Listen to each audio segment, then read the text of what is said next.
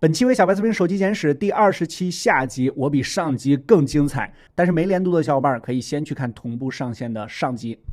酷派确实很地道，但是运气却不怎么样。2008年 CDMA 网络运营商进行改革重整，接近6个月对 CDMA 市场造成了严重的影响。仅1年，酷派就亏损了7600多万港币，利润下滑高达140%。但是酷派在现在看来是一个很有勇气的公司。郭德英看到了安卓的未来，一口气壮士断腕，从 Windows 直接转换到了安卓阵营。而在当时的安卓市场份额仅不到4%，又是起了一个大早而为了研发，酷派的副总裁和500多名研发人员封闭式钻研，将原本大厂需要1年多的进度给压到了不足7个月。2010年10月，中国电信联合酷派推出了 N930， 酷派的第一款安卓手机。这一年，酷派转亏为盈，出货量达到了504万部但是出货结构并不健康，超过90%的出货都是运营商定制机。2011年迎来了1000元智能手机的爆发时期，由于这个时候运营商定制机是主要销售渠道，所有依靠运营商渠道的品牌都获得了不小的发展，酷派也在这个时候走向巅峰，但这也让酷派和运营商的绑定过深了，成为了之后击垮酷派的祸根。2012年，酷派拿下了11%的国内市场份额，中华酷联的称号自此成立。2013年的酷派更是一鼓作气，发布了近60款安卓手机，都不是一月一见红了是1星期一见红，拿下了中国智能手机市场第3名。这一年也是酷派成立的第20个年头，却成为了酷派最后的辉煌。2014年，酷派的出货量出现了断崖式的下跌，一跌就是一半这原因就是运营商降低了补贴费用，手机不好卖了，依靠补贴的中华酷联的中酷联深受打击。华为为什么成了躲过一劫呢？这个时间华为有个至关重要的决策在之前华为的手机简史我们聊过，你可以去翻看一下。酷派全年出货量虽然超过了4000万部，但国内市场排名已经跌到了第6，过于依赖运营商不仅影响了酷派的品牌，也丢失了定价权，最终影响的就是利润。为了挽救市场，2014年，酷派将年初成立的手机品牌大神进行独立。这个时候，互联网品牌的热度正高而酷派在之前并没有这方面的经验。于是，酷派联合360成立了奇酷科技有限公司。360先后注资了约4.5亿美元，成为了奇酷公司的第2大股东。值得一提的是，这一年酷派还注册了一个全资子公司 Ivy。酷派和360的合作并不顺利，虽然当初决定大神和奇酷同步运营，但是奇酷的掌舵者周鸿祎明显偏向于奇酷这让酷派极为不满。2016年6月，酷派集团官宣乐视21.8亿元入股酷派集团，获得18%的股权，成为酷派的第2大股东。联姻的原因倒非常简单乐视看中了酷派的生产力，酷派看中了乐视的互联网属性你360轻视我酷派的品牌那我就换人呗。但是和乐视联姻，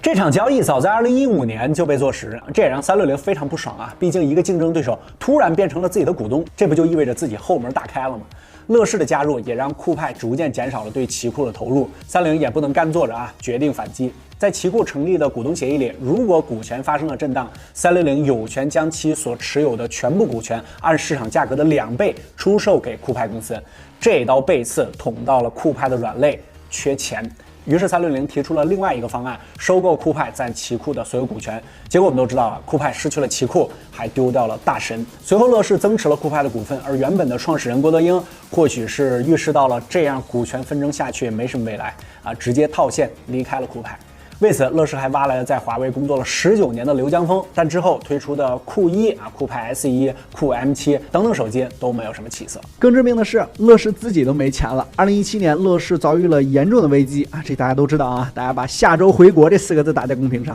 自己都面临巨额的欠款问题，这导致酷派不仅缺钱，还不得不卖掉了 Ivy。2018年，乐视直接将酷派卖给了微日创投，这次的下坡看不到回头路了，这次是彻底窒息了。但是在2019年，酷派还发布了酷派26手机，寓意成立26周年。好运的是，这一年酷派转亏为盈但是收入99%都是配件智能手机的收入微乎其微。手机制作围城出去了的，或许就再也进不来了。但是我最近听说横跨2个世纪的酷派还在努力好像还有新机。虽然产品不在主流了，但品牌韧性还在。第20期的最后一个品牌，这围城它还真重新又进来了，非常不容易。联想也是本期唯一一个依然在大众视野里经常出现的品牌。本视频由小白优品 APP 独家赞助播出，全品类精品二手商城，生活用品5折起，能买也能卖，各大应用商店均可下载。作为全球第一 PC 品牌，联想做手机其实和金立的起步时间差不多。2000年的时候，联想就想要拓展业务，看中的也是手机，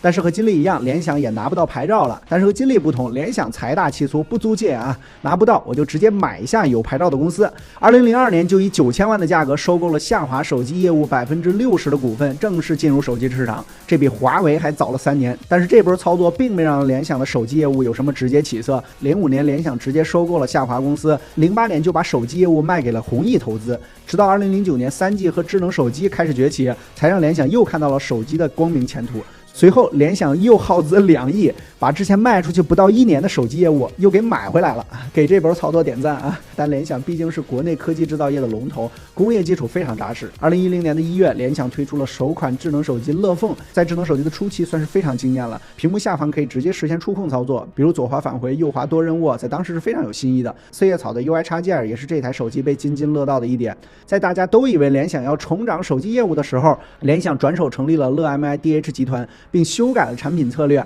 开始执行机海战术，并着重和运营商合作。我们上面聊酷派的时候已经说到了，2011年已经是和运营商合作的末期了，大家都开始亏钱了。这个时候联想强势杀入，8月上市的 A60凭借千元机的新概念也打开了市场啊，拿下了500万的销量。但之前非常成功的乐凤后边也找不着了。好在这个时候运营商的天下还没有完全过去啊，凭借运营商的联想在2012年拿下了全国第2的成绩，成为了中华酷联的联。13年的联想全球4500多万台的销量，联想 K900是这一年最具有代表性的一款，超薄的金刚机身带来了出色的质感，我自己当时还真挺喜欢这款手机的。而这款手机的操盘手就是我们非常熟悉的万磁王掌柜长城。这一年的9月，联想还发布了高端子品牌，估计现在很多小伙伴都没有听过，就是 VIBE， 并发布了首款产品 VIBX， 金属织物般的贝壳材质成为了这款手机最大的亮点，但是反响平平，并没有什么起色，后期价格跳水更是影响了高端的定位。自己不行，那我买一个总行吧。联想再次发挥超能力，2014年1月直接花费29亿美元，大概200多亿人民币啊，从谷歌手里买走了摩托罗拉。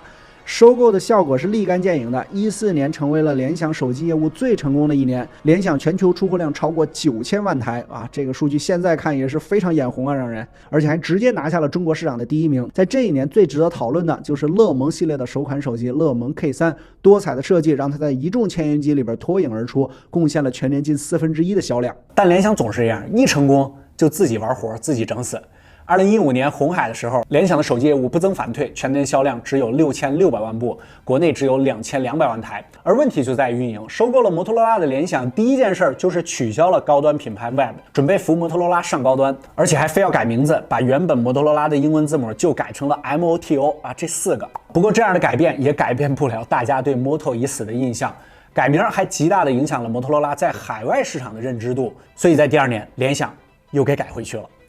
联想的手机业务在这期间真的是一次又一次的诠释了什么叫做一手好牌给打了个。另一边就是联想收回了全资创立的子公司神奇工厂，而 ZUK 品牌也自此回归了联想。但这番折腾并没有让联想过得更好，还严重的影响了联想的节奏。3年里换了3个领导，彻底击垮了联想手机的战略。2016年，联想又决定去联想化，只保留 ZUK 和 Moto 2条产线，但到了2017年，就过了1年啊，又变了，只保留联想和 Moto， 好好的 ZUK 直接给干没了。我们频道早期还出过 ZUK 的测评视频啊，没有任何复杂设置，新机一键进桌面，这个操作还是非常值得点赞的。整个手机简史我们梳理下来啊，就根本搞不懂联想在想什么。Moto 的高端化也没能成功，推出的 Moto Z 2018和 Moto 轻友销量惨淡 ，Z 2018甚至被传言一共只卖出去了几百台。或许还真是个事实啊，因为2017年联想手机的国内销量仅有180万台不到，不及去年的零头。从之前的9000万到180万啊，这个落差都不能用跳水来形容了，这都是跳崖了。2018年，联想的手机业务交给了长城，长城在一次采访中用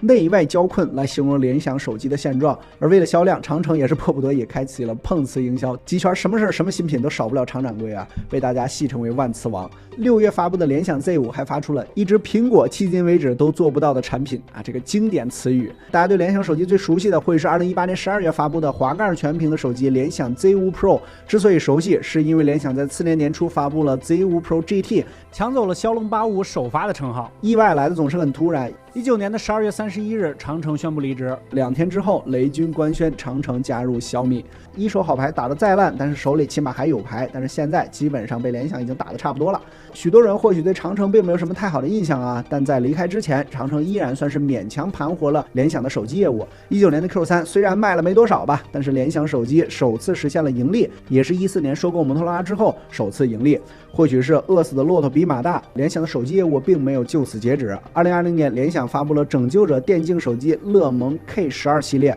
以及后面被鸡圈津津乐道的那台没有折痕的折叠屏手机 Moto Razr 5G。或许在2021年，联想还能为我们带来些许不同。现在大家最熟悉的联想手机就剩拯救者这一个小众的游戏手机了。我们回想一下，联想有数个节点都可以直接杀入主流手机市场，做成一只常青树。首先，它起步够早，有 PC 大佬的工业基础，也推出过很多经典手机，乐凤、乐檬、ZUK， 还有别的厂商比不了的超能力和百年摩托罗拉。但确实商场如战场，结局说明一切啊，中间的细节我们也无从知晓了。金立重营销轻研发啊，老大沉迷于赌博，我靠，这真的是没办法了啊！酷派这边内忧外患，股权纷争，作为少数凭借技术起步的手机厂商，其实酷派有非常大的机会，但最终在智能手机最关键的起步阶段，因为管理和合作失去了核心竞争力，过于依赖运营商也成为了酷派最大的问题。联想这边是战略凌乱，毫无重心，3年3个管理，3年3个战略。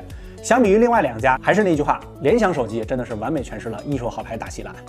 驻足回看啊，伟大且长远的公司都有着相同的特点，就是他们的产品都能够真正的影响这个世界。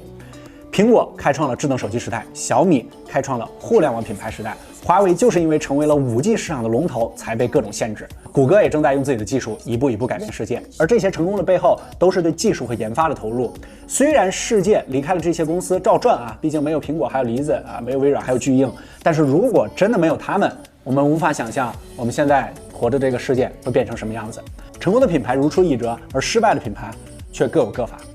OK， 本期又是近8000字的稿子啊，在这个快节奏的时代，你能看到这儿算你厉害，当然也算我们厉害啊，能把你吸引到这儿。如果想让这个系列继续更新，赶紧3连点赞，特别感谢啊！这个系列其实也已经快接近尾声了，因为平台我们已经聊都差不多了，还有什么我们没有聊到的，赶紧走一波弹幕。OK 啊，更多内容精彩，大家在全网搜索关注小白测评，我们下期手机天使再见。